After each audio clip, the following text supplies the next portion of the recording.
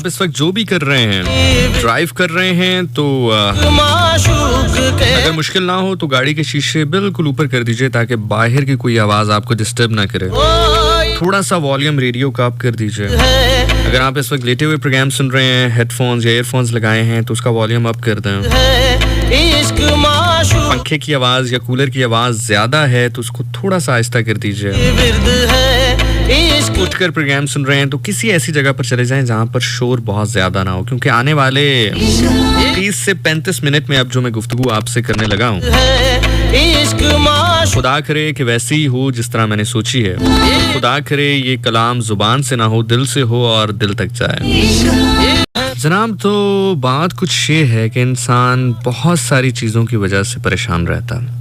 कभी पैसे की वजह से, उसको लगता है कि जितना पैसा जो है वो दूसरे के पास है वो उसके पास नहीं है, या जितनी आसाइशों वाली ज़िंदगी जो है वो दूसरा गुजार रहा है वो नहीं गुजार पा रहा। किसी हद तक ठीक भी होता, किसी हद तक गलत भी होता, लेकिन इन सारी चीज़ों में, इन सारे मामलात में एक और वजह है जो इंसान को हमेशा परेशान रखती है, हमेशा इंसान को किसी न किसी मकाम पर घेरे रखती है, किसी न किसी सिचुएशन में घबराए हुए रखती है।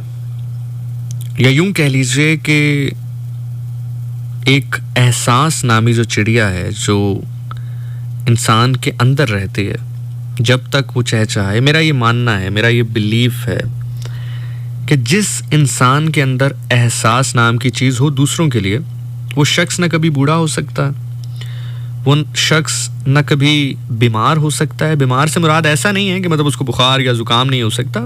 बीमार से मुराद है कि जहनी बीमार नहीं हो सकता। जिस शख्स के लिए ये लाजिम हो कि वो दूसरे के लिए एक एहसास का जज्बा रखता है, दूसरों के लिए एक एहसास का गोशा अपने दिल में रखता है, वो शख्स कभी नाकाम नहीं हो सकता। ख्वाह दुनिया के जो कामयाबी के पैमाने हैं वो जो भी हों। एहसास जो हमारे अंदर मौजूद होता है, जो बहुत सारी चीज़ें हमें रोकती हैं एहसास ना होने के हवाले से दूसरों के लिए, उनमें बहुत सारी चीज़ें हैं। मुकाबलेबाजी है, हसद है, फिर और बहुत सारी चीज़ें हैं। लेकिन उनमें एक चीज़ ऐसी है जो कि इंटेंशनली या अनइंटेंशनली हम करते हैं। मैं उसके बारे में बात करूँगा एंड देन फिर मैं उसको लेटर ऑन कनेक्ट भी करूँगा अपने इश्क के साथ, क्योंकि एक वाक़या अभी रिसेंटली पेश आया मेरे साथ, और यकीन जाने में उस वाक़े के दौरान तकरीबन कोई 15-20 मिनट मैं अपनी जगह पर लिटरली जहाँ मैं मौजूद था मैं वहाँ खड़ा रहा और मैं सोचता रहा। सो देन वहाँ पर मुझे ख्याल आया कि फिर मैं इस सेगमेंट क्रिएट करूँगा आप लोगों के लिए।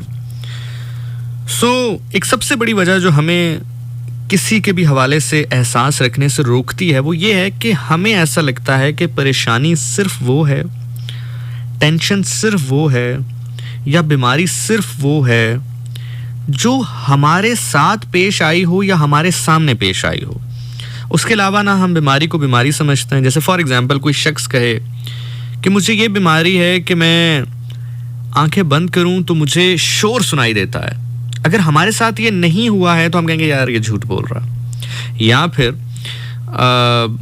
कोई ऐसा उसके साथ हादसा पेश आया हो जो खुदा ना करे किसी के साथ पेश आए, लेकिन वो किसी और के साथ पेश नहीं आया तो हम उसे कहते हैं यार क्या है, ये छोटा सा हादसा ही तो था। हो सकता है आप उसे कहें यार एक इंसान ही तो था, हो सकता है कि वो एक इंसान उसकी पूरी दुनिया हो।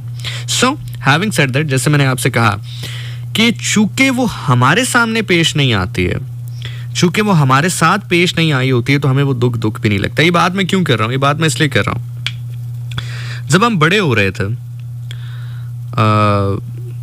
5वीं 6वीं 7वीं क्लास में जब मैं पढ़ता था, तो जाहिर है जब 13-14 साल इंसान की उम्र होती है, अब तो खैर आप 10-11 साल के बच्चे से भी पूछें तो वो आपको हर चीज़ बताएगा ज़िंदगी के बारे में, हर चीज़ बताएगा, मोहब्बत के बारे में, मौत के बारे में, ज़िंदगी के बारे में। ठीक है, वक्त के साथ चीज़ें तब्दील होती हैं, अच्छा है या बुरा है, इस बहस में नहीं पड़ता।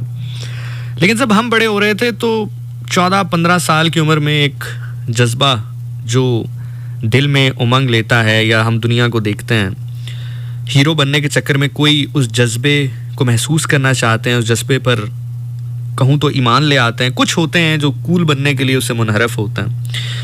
तो मैं कूल बनने के लिए उनसे मुनहरफ होने वालों में से था। यानी कि एक जज्बा जिसको आप मोहब्बत कहते हैं, 15-16 साल की जो एज होती है उसमें बहुत सारे नौजवान चाहते हैं कि वो इसमें इन्वॉल्व हो जाएं, गैर ज़रूरी तौर पर भी। मैंने बहुत सारे, अब मैं पीछे मुड़ के देखता हूँ तो उस टाइम पे तो समझ नहीं आती थी, लेकिन मैं अब पीछे मुड़ के देखता हूँ तो मेरे बहुत सारे क्लास फेलो से ज़बरदस्ती से मुराद ये है कि बस किसी एक को देख लिया और फिर उसकी राह में खड़े हो जाना और फिर उसको मोहब्बत गर्दाना, और अब शायद उनसे पूछा जाए तो उनको नाम भी याद नहीं होगा।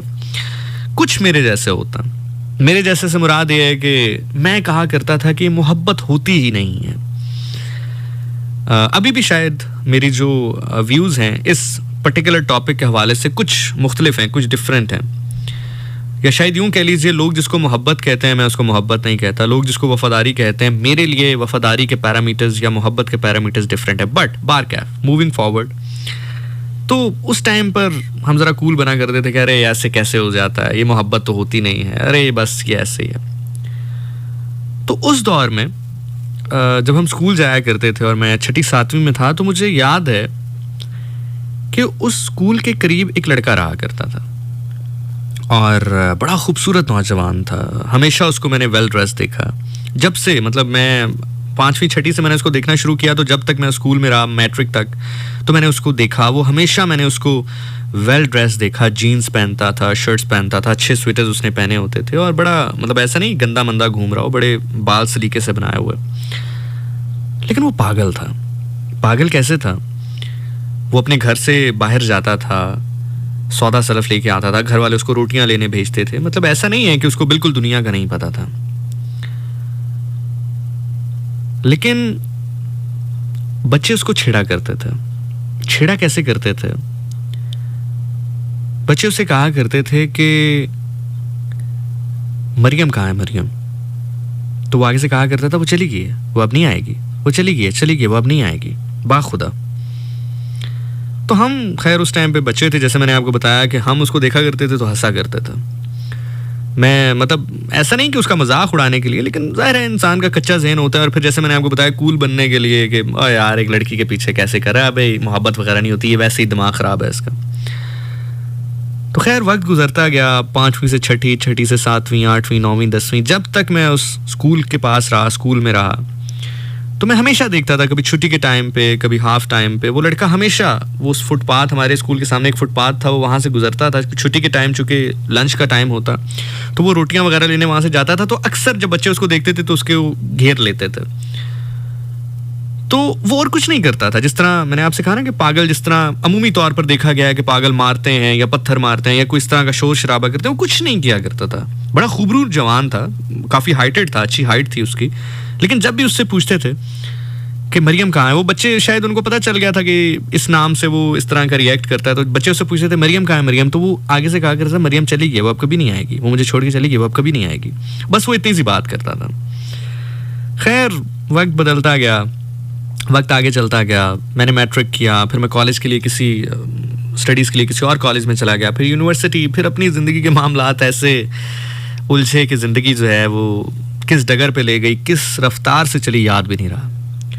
मैं पिछले दिनों बैठा हुआ था और प्लीज़ इसको ब्रैग में, शायद मुझे बात कहनी नहीं चाहिए, लेकिन मैं कह इसलिए रहा हूँ कि बहुत सारे लोग कहते हैं कि हम कैसे कुछ बेहतर कर सकते हैं अपनी सोसाइटी के लिए, कैसे हम अपनी कम्युनिटी के लिए कुछ बेहतर कर सकते हैं। तो इसको एक आइडिया के तौर पर भी ले लीजिएगा, और आइडिया से हट के अगर आप मेरे ऊपर कोई ठप्पा भी लगाना चाहें कि मैं कोई शो ऑफ हूँ या ब्रैग कर रहा हूँ, तो वो भी आप लगा लें, मुझे कुछ फ़र्क नहीं पड़ता। नीयत और दिल खुदा जानता, ना ये इंसान के बस की बात है, ना मुझे इंसान से सरोकार है। सो मैं बैठा हुआ था अपने घर में, तो आई वॉज थिंकिंग कि मैं क्या करूं जिससे मैं वापस कर सकूं, कुछ लौटा सकूं। क्योंकि आप यकीन करें, मैंने शायद कल अपने प्रोग्राम में भी ये जिक्र किया होगा कि what ever I am doing, either it's a radio, either somewhere else, मेरी कोशिश है कि अब जो मुझे मिला है मैं उसका कुछ रिटर्न करूं। होता है ना, एक टाइम आता है कि आप इतनी मोहब्बत लेके, आप इतनी चाहत लेके, आप इतनी जो है वो अकीदत लोगों से लेकर, फिर आप सोचते हैं कि यार अब कुछ देने का भी टाइम है। और हमने सुन भी रखा है कि जो देने वाला है वो ज़्यादा खुश होता है बजाय लेने वाले से। सो आई वॉज थिंकिंग कि मैं क्या करूं ऐसा। एक थॉट जहन में आई कि यार कोई ऐसा निज़ाम कर दिया जाए, कोई ऐसी जगह बना दी जाए जो कि मुझे पर्सनली लगता है कि बड़ी इंपॉर्टेंट है, क्योंकि मुझे ऐसा लगता है कि जब तक इंसान के पेट में रोटी होगी उसको तालीम की भी समझ आएगी, उसको बाकी मामलात की भी समझ आएगी, उसको हक की और ना हक की भी दावत आप तभी दे सकते हैं, आप उसको मौला की बात भी तभी बता सकते हैं जब उसके पेट में रोटी हो। यही वजह है कि कोई बड़ी से बड़ी मजलिस हो, वहाँ पर लंगर का इंतज़ाम होता है। देखिए, मैं सीधी और साफ और सच्ची बात करता हूँ, ठीक है। यही वजह है, अगर ये इतनी बड़ी वजह ना हो तो जहाँ पर भी किसी मजलिस की इनविटेशन या दावत दी जाती है, नीचे बाकायदा लिखा जाता है कि लंगर का वसी इंतज़ाम होगा। सिर्फ मजलिस की जिक्र नहीं कर रहा, कोई मिलाद हो, कोई दर्स हो, कोई इज्तिमा हो, कहीं पर भी किसी भी हवाले से कोई भी मकतबा फ़िक्र जब अपना कोई इज्तिमा करता है तो उसके नीचे लाजमी लिखता है कि लंगर का इंतज़ाम होगा या खाने का इंतज़ाम होगा, क्योंकि इसकी बार कैफ एक इफादियत है। और बाबा फरीद ने तो बड़ी खूबसूरत शायरी में इसको बयान भी किया है कि पंज रुकन इस्लाम दे ते छठा रुकन टुक, टुक मतलब टुक्कर को कहते हैं रोटी को, तो वो कहते हैं कि पंज रुकन इस्लाम दे ते छठा रुकन टुक, जे ना मिले छेवां ते पंजो ही जांदे मुख। तो आई वाज थिंकिंग कि कोई एक ऐसा प्लेटफॉर्म हो जहाँ पर लोग आएँ, खाएं और चले जाएं। लेकिन आप यकीन करें कि मैंने जब इसको ऑन ग्राउंड प्रैक्टिकल करना चाहा तो बुराई करनी बहुत आसान है पाकिस्तान में। मैं कोई अल्लाह माफ़ करे नेगेटिविटी नहीं फैला रहा है, मैं जनरली एक बात कर रहा हूँ। लेकिन अगर आप कुछ बेहतर करने जाएं तो फिर बहुत सारे प्रोसीजर से आपको गुजरना पड़ता है। मतलब अगर आपने कुछ गलत करना है तो शायद इतना मुश्किल नहीं है। मैं ये नहीं कह रहा कि बुराई की दावत दी जाती है पाकिस्तान में, लेकिन अगर आपने कुछ सही नहीं करना है या आपने कुछ नहीं करना है तो वो आपके लिए आसान है। अगर कुछ बेहतर करना आप अपने मुल्क के लिए चाहते हैं या कुछ आप बेहतर सोच रखते हैं तो फिर आपको एक बड़े लंबे प्रोसीजर से गुजारा जाता है। देन आई थॉट कि फिर क्या किया जा सकता है, या ऐसा क्या किया जा सकता है कि जिसमें अगर मैं ना भी हूं तो वो एक सिलसिला चलता रहे या सिलसिला हो जाए। क्योंकि अगर हम कोई खाने की जगह भी बनाते हैं तो मैं अगर ट्रैवल करता हूँ, ज़ाहिर है मैं रुक तो नहीं सकता, मैं कभी किसी जगह पे तो मैं नहीं हूँगा तो फिर कौन पीछे होगा, या अगर मैं हूँ भी तो मैं उस तरह पे टाइम नहीं दे सकता। सो खैर मेरे जहन में एक thought I, moving forward, cutting it short. मैंने गाड़ी ली, मैं अपने स्कूल चला गया, जो मेरा स्कूल था जहाँ पर मैंने तालीम हासिल की है मैट्रिक तक। जब मैं वहाँ पर पहुँचा, प्रिंसिपल साहब के पास गया, उनको मैंने तारुफ करवाया अपना कि सर मैं इसी स्कूल से पढ़ा हूँ, मैंने मैट्रिक जो है वो इसी स्कूल से किया है और अब मैं ये कर रहा हूँ। तो 5-10 मिनट की गुफ्तगू के बाद वो he was very nice to me और फिर हमारी बड़ी अच्छी गपशप लगी, बड़ी खुशी हुई उनको, बड़ा, बल्कि मैं एक्सपेक्ट नहीं कर रहा था, let me be very honest. मैं जब गया तो मैं यही सोच रहा था, मैंने कहा यार पता नहीं वो वेलकमिंग होंगे नहीं होंगे, या जो बात मैं उनसे कर रहा हूँ उनको समझ आएगी नहीं आएगी। लेकिन जब मैं वहाँ पर पहुँचा, मैंने उनको बताया कि मैं यहाँ से ही पढ़ा हूँ, फिर मैंने उनको बताया कि मैं यहाँ पर क्यों आया हूँ, तो देन फिर ही वॉज लाइक कि जी बड़ी उन्होंने आओ भगत की और फिर बड़े अच्छे अंदाज में मिले। तो बेसिकली मेरे जहन में जो थॉट आई थी, आप में से भी अगर कोई अपनी कम्युनिटी को पे बैक करना चाहता है तो सबसे पहले हकदार वो लोग होते हैं जिन्होंने आपको बनाने में अपना किरदार अदा किया होता। सो मैं प्रिंसिपल साहब के पास गया, मैंने कहा जी आप अपने अकाउंटेंट को बुला लें और उससे कहें कि वो बच्चे हर क्लास में या हर सेक्शन में देख लें वो बच्चे जिनकी फीस डिले हो रही है काफ़ी अरसे से। मतलब एक तो ये होता है ना कि 3-4 दिन डिले हुई फिर जमा हो गई, और मतलब पहले कोई ऐसा रिकॉर्ड नहीं है, यानी कि सारे साल की फीस में 1 महीने डिले हुई या 2 महीने डिले हुई और फिर वो जमा करवा दी। एक होती है कि जो कंसिस्टेंटली जो है वो डिले हो रही हो, मुतवातिर वो डिले होती आ रही हो या जमा ना हो रही हो, या ऐसा कोई बच्चा जिसको आप कह रहे होंगे यार इसकी फीस जमा नहीं हुई तो अभी इसका हम या दाखिला नहीं भेज रहे या हम जो है इसको पेपर में नहीं बिठाएंगे, कोई ऐसा बच्चा है आपके पास। तो वो खैर अकाउंटेंट जब आया तो मामलात हुए, तो देन मैंने उन्हें कहा जी ये जितने बच्चे हैं I will pay for them. So उस चक्कर में मैं वहाँ पर मौजूद था। अच्छा, वो इतने पैसे भी नहीं होते हैं, मैं भी आपको ये भी बता दूं, आप सुन रहे हो तो आपको लगेगा शायद पता नहीं कितना लाखों रुपया लग गया, लाखों भी नहीं है, हज़ारों में होता है। मतलब आप सरकारी स्कूल की, मैं सरकारी स्कूल में पढ़ा हूँ, तो सरकारी स्कूल की जो पूरे साल की फ़ीस है वो 8,000 रुपये है। अगर आप प्राइवेट स्कूल की बात करें तो मेरा ख्याल से शायद एक दिन का जो उनका कोई डे होता है जिसमें वो मैंगो डे सेलिब्रेट करते हैं, कोई भी डे सेलिब्रेट करते हैं, मैं प्राइवेट स्कूल्स के अगेंस्ट नहीं हूँ, जो पढ़ाना चाहते हैं ज़रूर पढ़ाएं, लेकिन उनके एक दिन में शायद इतने पैसे लग जाते हैं। लेकिन सरकारी स्कूल के पूरे साल की फ़ीस तकरीबन अभी रिसेंट जो वहाँ पर मैंने देखा वो ये था कि 8 से 9 हज़ार रुपये पूरे साल की फ़ीस चल रही है। सो खैर वो सारा मामला हुआ, वो सारी चीज़ें तय हुई। जब मैं वहाँ से निकला, अब ये कुदरत की बात है, आप यकीन करें, मैं आपको मनवान बात बता रहा हूँ। और शायद वो होता है ना, जब मैंने कल प्रोग्राम से साइन आउट किया तो मैंने कहा था कि tomorrow I will be doing something, वो मैंने वजह से कहा था। वो वजह ये होती है कि जब भी मैंने ऐसे सेगमेंट्स आपके लिए बनाए हैं जिसमें बाकायदा मुझे ये फील हुआ है कि मुझे कहा गया है कि आप इसमें बात करें, वो इस वजह से कि एक चीज़ आपके जहन में है और वो चीज़ आपके सामने आ जाए, तो ये एक इशारा होता है ना, कशफ या इल्हाम इसको कहता है। सो खैर, मैं जब अपनी स्कूल से निकल रहा था, वो मैं अपने क्लासरूम में गया, छुट्टी का टाइम था, बच्चे निकल चुके थे। वो 2 शिफ्ट चलती हैं उसमें, मॉर्निंग और इवनिंग। तो मॉर्निंग के बच्चे जा रहे थे, इवनिंग के बच्चे बैठ रहे थे। तो 5-10 मिनट थे, मैं अपनी पुरानी क्लासेस में गया, बिल्कुल सेम थी। ज़ाहिर है सरकारी स्कूल कितना के एडवांस हो सकता है। तो वो बिल्कुल सेम खिड़कियाँ, सेम जो है वाइट बोर्ड, सेम कुर्सियाँ। तो खैर वो मैं नॉस्टैल्जिक फील कर रहा था। तो उसी दौरान मेरे जहन में वो लड़का आया जिसका मैंने आपसे जिक्र किया था कि वो ज़ाहिरी तौर पर, जो दिमागी तौर पर उसका थोड़ा सा जो है मामला जो है वो ख़राब है। तो मेरे जहन में वो लड़का आया। मैंने कहा यार काफ़ी अरसा हो गया है, मैंने गिना तो तकरीबन 10-12 साल हो गए। तो मैंने कहा यार 10-12 साल हो गए हैं, हो सकता है फौत हो गया हो, मर गया हो। जिंदा हुआ तो बेचारा बुजुर्ग हो गया होगा, बूढ़ा हो गया होगा। तो वैसे ही एक थॉट होती है ना बंदे के जहन में, जब आप जाते हैं वहाँ पे तो उससे जुड़ी हर चीज़ आपको याद आती है। मुझे अब जैसे वो चाट वाले बाबा याद आए, वो तो मेरे ख्याल से यकीनी तौर पर शायद अल्लाह को प्यारे हो गए। उसकी वजह यह है कि मैंने काफ़ी अरसे से जो है वो देखे नहीं वहाँ पर। तो बहरहाल मेरे जहन में वो लड़का आया। खैर मैं अपने स्कूल से बाहर निकला, मेन गेट से बाहर निकल के जो अपनी गाड़ी की तरफ जा रहा था, तो मुझे वो लड़का नज़र आ गया। आप यकीन करें, बाखुदा मुझे वो लड़का नज़र आ गया। मैं 1 सेकंड के लिए लिटरली, मुझे जैसे इंसान को सकता तारी होता है ना, जैसे आप एकदम जो है वो 10 साल पीछे चले गए और मुझे लगा जैसे मैं अभी स्कूल से छुट्टी करके निकला हूँ और घर जा रहा हूँ और वो स्कूल यूनिफॉर्म मैंने पहना है और वो लड़का मेरे सामने। तो खैर जाहिर है उम्र है, अपना असर तो छोड़ती है, अपनी छाप तो छोड़ती है। बूढ़ा तो खैर नहीं कह सकते, लेकिन अधेड़ उम्र का हो चुका था। वो जो बाल उसके काले स्याह थे या थोड़े से ग्रे थे, अब काफ़ी हद तक सफ़ेद हो चुके थे। चेहरे पे झुर्रियाँ तो नहीं थी, लेकिन देखने से अंदाज़ा हो सकता था कि अब ये लड़का नहीं रहा है, या शायद वो जो मर्द होता है उससे भी अब निचली उम्र की तरफ जा रहा है, बुढ़ापे की तरफ जा रहा है। अगर बूढ़ा हुआ नहीं है तो कम से कम आने वाले 4-5-6 साल में उस दौर में दाखिल हो जाएगा। अच्छा, मेरे जहन में ख्याल आया, वो एक होता है ना कि जब आप कुछ करना चाह रहे होते हैं या जब आपसे कुछ करवाया जाना चाह रहा होता है या आपके जहन में कुछ थॉट डाली जा रही होती है, ये भी कायनात का एक राज है। मैं हमेशा आपसे कहता हूँ, खुदा कभी भी बिलमुशाफे आके आपसे नहीं कहता अस्सलाम वालेकुम जी मैं खुदा हूँ, ऐसा नहीं होता। बिलमुशाफे वो कभी नहीं मिलता, ये उसका प्रोटोकॉल है। बिलमुशाफे सिर्फ और सिर्फ उसने उस ज़ात से मिलना था जिसको आसमान ने भी कहा कि अर्श ने भी कहा कि आप जूतियाँ रखें मुझे मेरे ऊपर, मैं आपकी जूतियों को चूमना चाहता हूँ। सिर्फ उसका प्रोटोकॉल था, बार कैफ। तो मेरे जहन में एक थॉट आई, मैंने कहा यार ये मैं इससे पूछता हूँ, मैं इससे कहता हूँ, जैसे हम अक्सर बचपन में या स्कूल टाइम में से कहते थे मरियम कहाँ है, तो वो क्या इसका जवाब देगा या दे। तो अच्छा, मेरे जहन में अब ये था, मैंने कहा यार 12-13 साल हो गए हैं, ये भूल चुका होगा।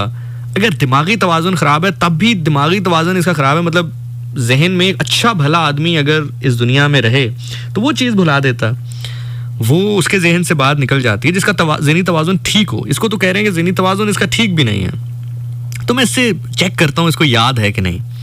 तो खैर मैं स्लोली उसके करीब गया। उसी तरह उसने जीन्स पहनी हुई, गर्मियों में भी सॉक्स पहनी। उसकी ये बड़ी अजीब आदत थी, गर्मियों में भी जुराबें उसने पहनी होती थी, सॉक्स पहनी होती थी, और प्लास्टिक की जो चप्पल नहीं होती जो अक्सर हम वॉशरूम के सामने रखते हैं, वो उसने पहनी होती थी।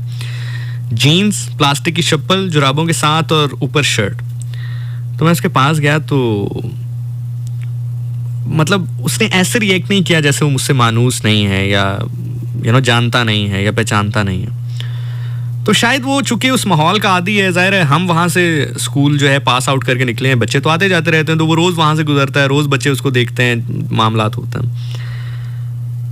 तो मैं उसके करीब गया तो मैंने उससे कहा कि मरियम कहाँ है। बाखुदा उसने कहा कि वो चली गई है, वो अब नहीं आएगी, वो छोड़ के चली गई है, वो नहीं आएगी। ये 12 साल के बाद, आपको 12 साल के गैप के बाद की बात कर रहा हूँ। मैंने उसे कहा मरियम कहाँ, कहता वो चली गई है, वो नहीं आएगी, वो अब नहीं आएगी कभी भी। आप यकीन करें, ये बात कह के वो चला गया आगे मार्केट की तरफ। मैं 15-20 मिनट उस जगह पे सकते की हालत में खड़ा रहा। यकीन जाने। और मैं ये सोचता रहा कि मुझे मोहब्बत नहीं हुई, तो मैंने इसका दुख भी नहीं समझा। या वो हर शख्स जिसको कभी मोहब्बत नहीं हुई, या कभी हुई भी तो उसकी मोहब्बत की जो टर्मिनोलॉजी है वो डिफरेंट है, उसकी जो मोहब्बत की डेफिनेशन है वो डिफरेंट है, उसकी जो मोहब्बत का कंसिस्टेंट होना है वो डिफरेंट है। हर वो शख्स इसको झुटलाता होगा कि नहीं, इसका तो मोहब्बत ही नहीं थी, या इसका तो दर्द जो है वो दर्द ही नहीं था। आप यकीन जानिए, मुझे जब थोड़ा एहसास हुआ कि 20-25 मिनट गुजर चुके हैं, तो मैं I went towards my car and then फिर मैं वहाँ से निकला, और सारा दिन मेरे जहन में वो लड़का रहा। लोग उसे कह रहे हैं कि वो पागल है, लोग उसे कह रहे हैं उसका ज़हनी तवाज़ुन ख़राब है, लोग उसे कह रहे हैं कि इसको कुछ समझ में नहीं आता, लोग उसे कह रहे हैं कि इसका ज़हन इस काबिल नहीं है कि ये पढ़ भी सके, तालीम भी छुड़वा दी। लेकिन जिसकी वजह से वो इस पॉइंट पर है, 12 साल पहले भी उसको उसका नाम याद है, और 12 साल बाद भी उसको उसका नाम याद है। उसके बाद मेरे जहन में ये आया, और मैंने अपने आप से सवाल किया। उसके बाद अब जो भी है मेरा अपना कैथारसिस है। आप लोग बहुत अच्छे हैं, आप लोग बहुत बेहतर हैं, आप लोगों का इश्क बहुत बुलंद है। मैं उस किताब नहीं ला सकता, मैं उस तक नहीं पहुंच सकता, लेकिन अब जो बातें मैं अब करूँगा अगले 15 से 20 मिनट में, ये मेरे लिए होंगी। मतलब आप प्लीज़ माइंड ना कीजिएगा किसी भी बात को। तो बार क्या है, ड्यूरिंग ड्राइव भी, घर पहुंचने के बाद भी मुझे इस चीज़ का एहसास बार बार होता रहा कि चलो रोज़े क़यामत अगर ये उससे मिलेगा भी, तो ये बड़े ठाठ से कह सकता, ये बड़े दिल से कह सकता है कि मैंने मोहब्बत निभाई है। मैं ज़हनी तवाज़ुन अपना खोते हुए भी, मैं नीम पागल की हालत में भी तुझे नहीं भूला, तेरा जिक्र नहीं भूला, तेरा नाम नहीं भूला। 12 साल पहले भी करता था, 12 साल पहले भी किसी ने पूछा तो तेरा नाम लिया, 12 साल के बाद किसी ने अगर चेक करना चाहा तो भी तेरा नाम लिया। मैंने नाम नहीं बदला, मैंने तेरा जिक्र नहीं बदला। देन मैंने अपने आप से सवाल किया, एक शख्सियत है ना जिसको मैं कहता हूँ या हम कहते हैं कि जी वो हमारे महबूब हैं, या हम उनसे इश्क करते हैं, हम कहते हैं जी हम उनके ऊपर जान भी दे सकते हैं, हम उन पर जान वार भी सकते हैं, हम हमारे इमाम हैं वो।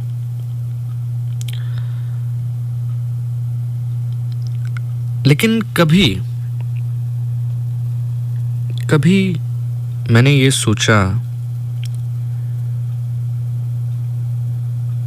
कि जो उन्होंने कहा है, मैं इस वक्त हज, रोज़ा, नमाज, ज़कात, इन चीज़ों की बात नहीं कर रहा हूँ। ये बिल्कुल आपके ज़ाती फ़ेल हैं, अल्लाह और आपका मामला है।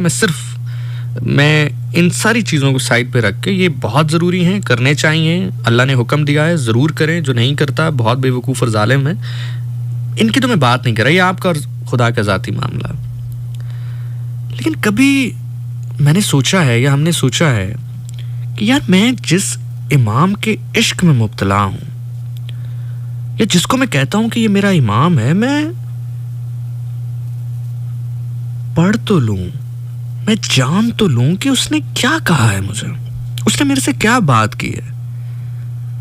आप में से कितने लोग हैं जिन्होंने खुतबाए मुत्तकीन पढ़ा है? नहजुल बलागा में है, अगर आपने नहजुल बलागा पढ़ी हो तो उसके अंदर मौजूद है। कितने हैं?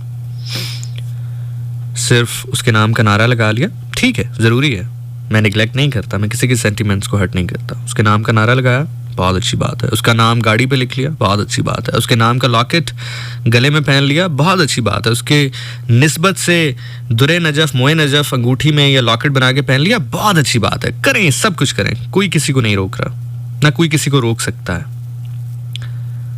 लेकिन जिसके लिए आप ये सब कुछ कर रहे हैं, या जिससे इश्क या मोहब्बत का दावा आप कर रहे हैं, कभी पढ़ें कि वो खुतबा मुत्तकीन में आपको क्या कह रहा है, वो आपको क्या सिफात बता रहा है मुत्तकीन होने की। आपको पता है, वो खुतबा सुनते हुए एक शख्स मर गया, अपना कैथारसिस करते हुए कि मौला जो बता रहे हैं मेरे अंदर तो ये सिफात नहीं है, तो मैं कैसे कहूं कि ये मेरे इमाम है? चलें, इसको भी छोड़ें। किताब की बात है, किताब में जाकर पढ़ने की बात है, किताब खोलने की बात है, या किताब अगर आपके पास मौजूद नहीं है तो फिर उसको खरीदने की बात है, ये मामला आता है। ठीक है, इसको भी छोड़ें। 21 रमज़ान आता है, हम सभी लोग बहुत परेशान भी होते हैं, होना भी चाहिए। कायनात का बहुत बड़ा नुकसान है, रोते हैं, गिरिया करते हैं, लानत मलामत भी करते हैं जिसने ये किया, करनी भी चाहिए। लेकिन कभी ये पढ़ने या ये जानने या ये सोचने की कोशिश की है, कभी इस चीज़ को डीकोड करने की कोशिश की है कि जिनको आप अपना इमाम कह रहे हैं, जब वो इस दुनिया से रहलत फरमा रहे हैं, जब वो इस दुनिया से तशरीफ़ लेकर जा रहे हैं, उनके बेटे हसन रो रहे हैं उनके सामने। अलैहिस्सलाम अपने बेटे को पास बुलाते हैं, कहते हैं हसन क्यों रो रहे हो? इमाम हसन अलैहिस्सलाम फरमाते हैं इसलिए रो रहा हूँ क्योंकि आज दुनिया में आपका आखिरी और आखिरत में पहला दिन है, आप जा रहे हैं। अपने बेटे से कहा कि अब जो बात मैं तुम्हें कहने लगा हूं इसको गौर से सुनो। 8 बातों की नसीहत तुम्हें करके जा रहा हूं, 8 बातों की नसीहत मैं तुम्हें करके जा रहा हूं। इन 8 बातों को याद रखना। बेटा रो रहा है, वालिद इस दुनिया से जा रहा है, किस जुल्म सितम के बाद जा रहा है वो अलग बात कि नसीहतें एक तरफ। अब ये जुमला सुनकर हाय करने वाले कभी अपनी किस्मत पे हाय ना करें, वो अलग बात। नसीहतें एक तरफ, लेकिन जाने शब आखिर अली अलैहिस्सलाम को क्या याद आया। कभी हुसैन की गर्दन चूमी, कभी बेटी का सर चूमा। अल्लाह अकबर। बार कैफ बेटा रो रहा है, अपने बेटे से कह रहे हैं कि मैं 8 बातों की तलकीन तुम्हें कर रहा हूँ, ये 8 बातें याद रखना। उससे पहले वो तमाम तर बातें, मेरा कातिल है, इसके साथ गलत सलूक ना करना, इसको अच्छा खाना खिलाओ, इसको शरबत पिलाओ, मैं जिंदा रहा तो मैं अपना बदला खुद लूँगा, मैं अगर इस दुनिया से चला गया तो इसको एक ही वार से मारना क्योंकि इसने मुझ पर एक ही वार किया है, और अगर तुम इसको छोड़ दो अल्लाह की खुशनुदी के लिए तो अल्लाह माफ़ करने वालों को पसंद फरमाता है। ये सारी बातें अपनी जगह, लेकिन अब वो 8 बातें जो मौला ने इस दुनिया से ज़ाहिरी तौर पर तशरीफ़ ले जाते हुए अपने बेटे से कही। पहली बात, बेटा सबसे बड़ी दौलत अकल है, यानी मालो दौलत से भी ज़्यादा काम आने वाली चीज़ अकल और समझ है। अब मौला की बातें सुनते जाइए, अपने उस इमाम की बातें सुनते जाइए जिसके इश्क का आप दम भरते हैं या मैं भरता हूँ, जिसका दम मैं भरता हूँ या आप भरते हैं या हम सभी भरते हैं। अब आप सुनते जाइए और अपना कैथारसिस खुद करते जाइए, अपने आप से सवाल खुद करते जाइए कि जिसके इश्क का आप दम भर रहे हैं उसकी बातों की कितनी वैल्यू रखते हैं आप। पहली बात कि सबसे बड़ी दौलत अकल है, यानी मालो दौलत से भी ज़्यादा काम आने वाली चीज़ अकल और समझ है। यानी कि मौला फरमा रहे हैं कि मालो दौलत को अकल के ऊपर फौकियत ना देना। आज हम जिस माशरे में हैं, आप एक पैसे वाले को खड़ा कर दीजिए, माशरे को भी छोड़ें यार, अपनी बात कर लें, अपने ख़ानदान में खड़ा कर लें, अपनी फैमिली में खड़ा कर लें, खुद अपनी बात कर लें यार। क्या हम पैसे की खातिर हर उस चीज़ पर लब्बैक नहीं कह रहे जो हमें पता है कि ये गलत कह रहा है? हमें पता है कि जो बंदा ये बात कर रहा है ये बात गलत कर रहा है, ये ठीक नहीं कर रहा है, ये ना हक कर रहा है, लेकिन चूंकि हमें उससे माली फ़ायदा है, क्या हमने मौला की बात का पास रखा? चलें आगे बढ़ते हैं। बेटा सबसे ज़्यादा जहालत और नादानी की चीज़ हमाकत और बेवकूफ़ी है। आज हम कितने लोग हैं जो कोई भी बात करने से पहले, कोई भी काम करने से पहले अपने दिमाग का इस्तेमाल करते हैं। हाँ, अपनी दौलत का इस्तेमाल करते हैं, अपने सोशल स्टेटस का इस्तेमाल करते हैं, अपने PR का इस्तेमाल करते हैं, अपने ताल्लुकात का इस्तेमाल करते हैं, अपनी पोजीशन का इस्तेमाल करते हैं।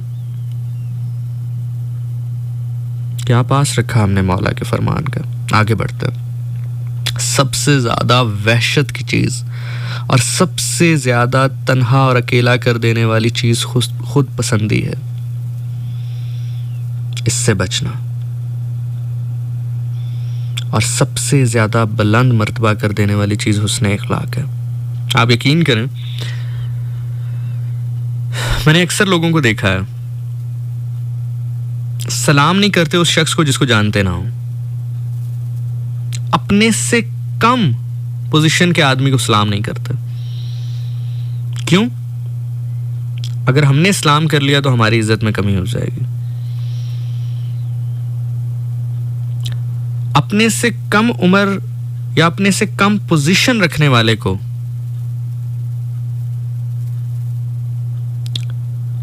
साथ बिठाकर खाना नहीं खिलाते। मैं चलें इसको भी छोड़े, मैं आपको जिंदा मिसाल देता हूं। हो सकता है कोई बहुत सारे लोग इस टाइम सुन रहे हो, बहुत सारे लोग सुन रहे हो, वो कहेंगे जी ऐसा तो नहीं होता। मैं आपको प्राइम एग्जांपल देता हूं।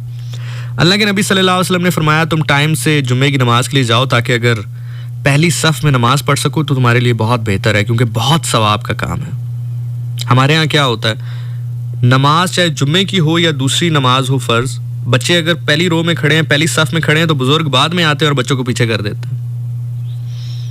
मूविंग फॉरवर्ड, अल्लाह के नबी ने फरमाया कि जब तुम्हारे पास कोई अच्छी चीज आए और महफिल हो तो जो सबसे छोटा हो उसको सबसे पहले दो। यहां पर हम सबसे बड़े को सबसे पहले देते हैं, उल्टा। कभी तो खैर फरमाने इमाम अली अलैहिस्सलाम की बात हो रही है, अल्लाह के नबी सल्लल्लाहु अलैहि वसल्लम की तरफ तो हम गए ही नहीं। वहां पर जाएंगे तो वहां पे जो जुल्म और छुरियां हमने चलाई हैं उसको तो बिल्कुल साइड पे ही रखना है। ये सारी गुफ्तगू मैं क्यों कर रहा हूं? सिर्फ एक मोमेंट के लिए कर रहा हूं। वो मोमेंट क्या है वो मैं आपको एंड पे बताऊंगा। जिस सवाल ने या जिस मोमेंट ने मुझे ये सब तरतीब देने पर मजबूर किया, यह आइडिया दिया। मूविंग फॉरवर्ड, अगली बात, पांचवी बात, बेवकूफ की दोस्ती से बचना, क्योंकि वो तुम्हें फायदा पहुंचाते पहुंचाते तुम्हारा नुकसान कर देगा। झूठे शख्स की दोस्ती से दूर रहना, क्योंकि वो तुम्हारे दुश्मन को तुमसे करीब कर देगा और तुम्हारे दोस्तों को तुमसे दूर कर देगा। कंजूस और बखील की दोस्ती से भी बचना, क्योंकि जब तुम्हें उसकी सख्त जरूरत होगी वो तुमसे दूरी इख्तियार कर लेगा। बदकार की दोस्ती से बचना, क्योंकि वो तुम्हें मामूली सी चीज के बदले बेच देगा। ये वो तमाम तर गुफ्तगू है जो इमाम अली अलैहिस्सलाम के अपने बेटे इमाम हसन अलैहिस्सलाम से उस लम्हे हो रही है जब इमाम इस दुनिया से तशरीफ लेकर जा रहे हैं। अब इतनी लंबी गुफ्तगू करने का मकसद क्या है? अब वो सिर्फ एक सवाल है। वो एक सवाल सिर्फ रखने के बाद मैं कुछ लम्हात के लिए ऑफ एयर हो जाऊंगा। इसलिए नहीं कि मैं जा रहा हूं, मैं हूंगा आपके साथ ही, लेकिन आपको एक तन्हाई का एहसास दिलाने के लिए। और वो सवाल मैं चाहता हूं कि जब मैं सवाल आपके साथ रखूं तो बस फिर वो सवाल हो और आप हों।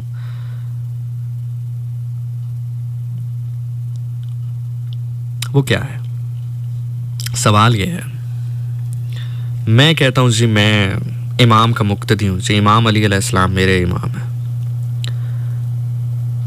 आप कहते हैं, हम सब कहते हैं इमाम अली अलैहिस्सलाम हमारे इमाम है। अब वो मोमेंट क्या है? मोमेंट है जनाब के महशर बर्पा हो चुका है, ठीक है।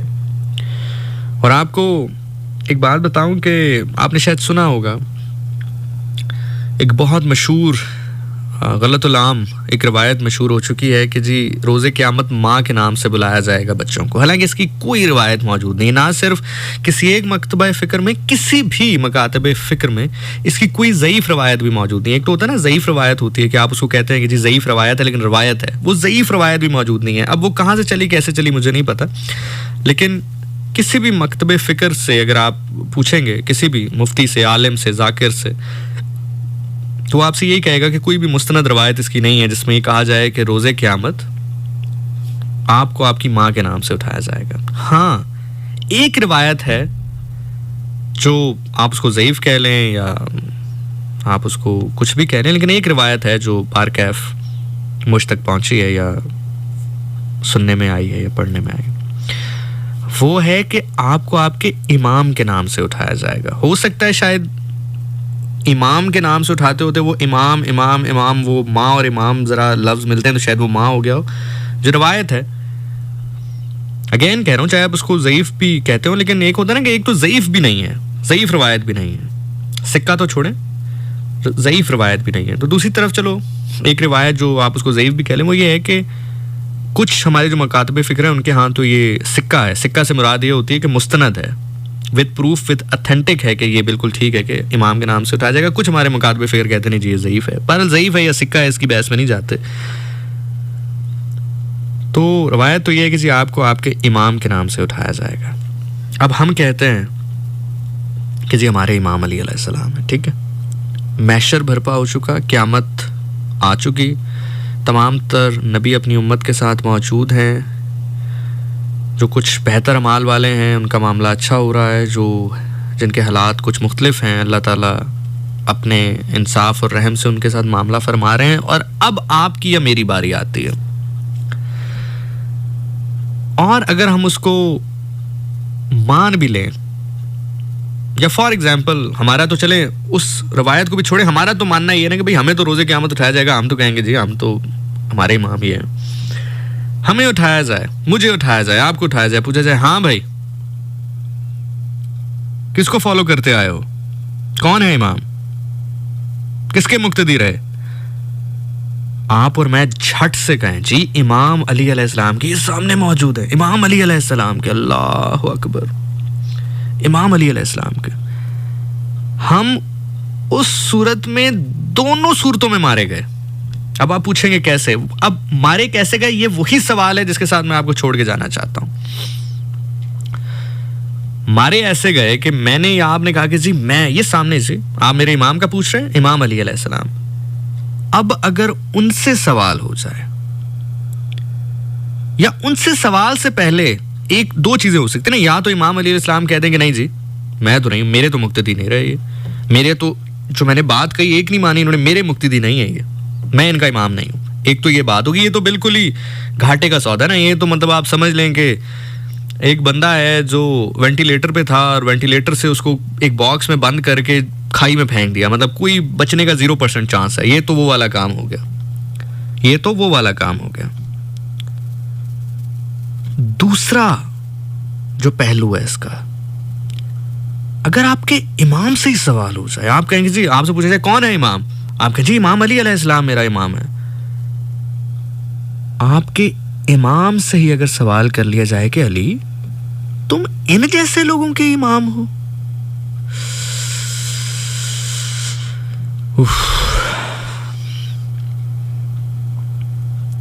मौला इनकार कर दे वो तो खैर बिल्कुल ही खसारा है ना, वो तो बात ही खत्म। आप एक लम्हे के लिए सोचें, आपके इमाम से सवाल कर लिया जाए, आप कहें जी मेरे इमाम अली अलैहिस्सलाम है, ये वो सवाल है जिसके साथ मैं आपको छोड़ना चाहता हूं, ये वो फील है, ये वो तिश्नगी है, ये वो कैथारसिस है जिसके साथ मैं आपको छोड़ के जाना चाहता हूं। आपकी सारी इबादत एक तरफ, आपके मामलात क्या हैं, क्या आप दुनिया में जालिम के साथ तो खड़े नहीं हुए, फिर क्या हुसैनी, फिर क्या हुसैन पे रोने की जरूरत है, मुझे बताएं अलैहिस्सलाम, खुदा की कसम जो जालिम के साथ खड़ा हो उसको हुसैन पे रोने का कोई हक नहीं है। तो अगर आपके इमाम से सवाल हो जाए कि अली ये कह रहे हैं कि तुम्हारे मुक्तदी हैं, तुम इनके इमाम हो, एक लम्हे मेरा जुमला अपने कानों से नहीं अपने दिल से सुनिए। आपके इमाम से ये सवाल हो जाए आपकी और मेरी तरफ इशारा करते हुए, अली तुम इन जैसों के इमाम हो, इन जैसों के इमाम हो।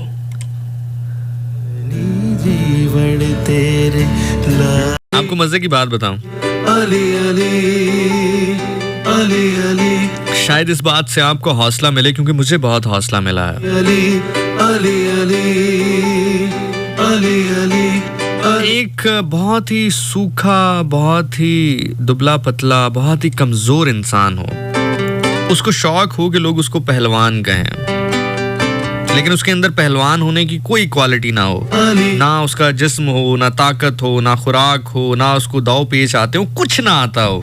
सुने मेरी बात गौर से, उसको शौक हो लेकिन यार लोग उसे कहें कि ये एक पहलवान है, उसको लोग पहलवान कह के बुलाएं, लेकिन उसके पास ना दाव पेच है, ना ताकत है, ना जिस्म है, कुछ भी नहीं है, लेकिन वो शख्स करे एक अखाड़े में जाए और अखाड़े में जाकर रोज उठक बैठक लगाना शुरू कर दे, अपने जिस्म पर मट्टी लगाकर जिस तरह अखाड़े में पहलवान उतरते हैं, अपना गेटअप पहलवानों वाला बना ले, पहलवानों के साथ रहना शुरू कर दे, तो एक वक्त आता है कि वो कुश्ती ना भी लड़े, वो पहलवान अच्छा ना भी हो, तो लोग उसको कहना शुरू कर देते हैं, अरे पहलवान, उसका जिस्म पहलवान वाला नहीं है, उसको दाव पेच पहलवान वाले नहीं आते, उसके अंदर ताकत पहलवान वाली नहीं है, लेकिन चूंकि उसने अपने आप को सराउंडिंग के अंदर कर लिया है, तो एक वक्त आता है कि लोग उसको भी पहलवान कहने लग जाते हैं। कभी कभी नहीं बल्कि यकीनन जब कंकर गंदम के साथ जुड़ता है, मिक्स होता है, तो जब तुलता है तो गंदम के भाव में ही तुल जाता है, कंकर की अपनी कोई वैल्यू नहीं होती, बस वो गंदम है जिसका भाव ही भाव है, हम वो कंकर हैं। बस दुआ ये है कि उस गंदम के साथ ही कंकर मिल जाए ताकि भाव गंदम की तरह लगे।